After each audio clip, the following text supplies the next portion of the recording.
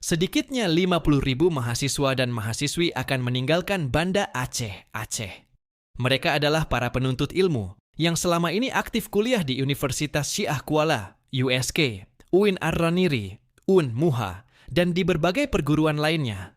Informasi ini mengindikasikan pergerakan mudik yang signifikan dari Banda Aceh dengan puluhan ribu mahasiswa yang akan meninggalkan kota tersebut untuk pulang ke kampung halaman mereka. Berikut adalah beberapa poin penting yang dapat disimpulkan. Skala mudik. Jumlah 50.000 mahasiswa menunjukkan skala besar dari pergerakan mudik ini yang kemungkinan akan berdampak pada lalu lintas dan transportasi di wilayah tersebut.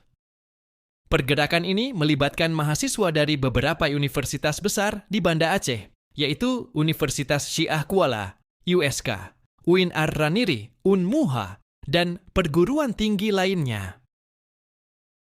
Tujuan mudik. Para mahasiswa ini pulang kampung untuk merayakan Idul Fitri, yang merupakan tradisi umum di Indonesia.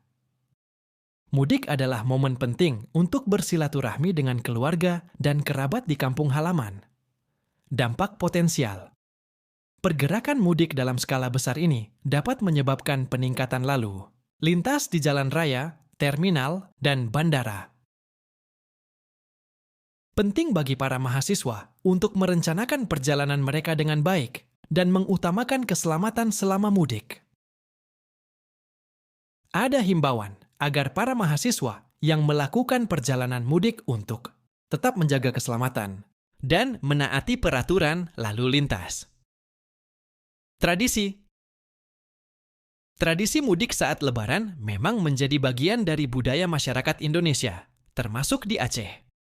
Selain untuk bersilaturahmi dengan keluarga, momen ini juga dimanfaatkan untuk mengenang masa kecil dan berkumpul dengan teman lama di kampung halaman. Semoga informasi ini bermanfaat. Tinggai pemain inti info Banda Aceh.